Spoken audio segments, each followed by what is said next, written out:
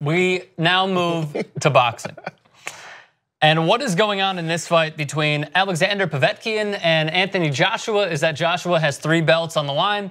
Aside from that, Anthony Joshua, we are continually waiting for the epic showdown between he and Deontay Wilder. We have to wait even more. However, Joshua, Povetkin, what exactly can Alexander Povetkin do that Anthony Joshua has not seen yet, Britton?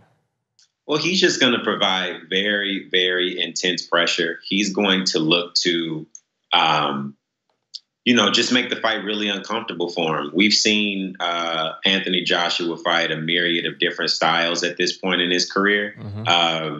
Most notable to the style that he's going to see on Saturday was Carlos Takam, a shorter fighter who's going to use awkward movement, try and pressure him, and actually Takam and Povetkin have actually fought before. It's actually a really good fight. If you haven't seen it, you should check it out. But I think it's going to be a very similar fight in the sense that he knows, Povetkin, that is, what he has to do to win this fight. That's to make it a dirty fight, uncomfortable, and land some big overhand rights and lefts. Is there, maybe you just put it on the end there, the answer to my next question, but are there any holes in Anthony Joshua that we have seen before that he could maybe take, Povetkin can take pride in and also potentially beat Anthony Joshua on?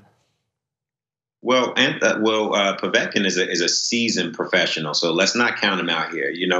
He's obviously outgunned in power. He's outmatched in size. He's the older gentleman in the fight on Saturday. So a lot of things are leaning towards Anthony Joshua will make you think this is going to be a walkover, but I don't think it's necessarily going to be a walkover fight. I do think that, there will be some times where Povetkin knows he has to exchange with Anthony Joshua. He has to engage when Anthony Joshua engages. And the good thing about that is if you go back and watch the Carlos Takam fight, Anthony Joshua isn't the kind of tall fighter who's going to just rest on the jab and let the smaller fighter come to him. He pushes the pace. He knows that he's the younger man. He learned in his fight with Klitschko that when you're fighting an older man, you have to fight him like he's an older man. You have to push the pace. You got to be the young, rough, hungry fighter. And so he's actually going to come forward. I think he's going to push the pace. He's going to try and make Povetkin uncomfortable and gas out. And that is the opportunity that Povetkin's going to need to kind of exchange and draw him into a fight. Lastly, who do you got, Britton? What do you have? Anthony Joshua. All of those things being said, he still is the bigger man. He does have more tools. And I believe that what we're going to see on Saturday is him pushing the pace. I think he's going to go to the body more than people anticipate. And I think that he's going to stop Povetkin. All righty. Britton Hardin joining us here on TYT Sports. Appreciate it as always, sir. Thank you. You know what's my favorite song? You could ring my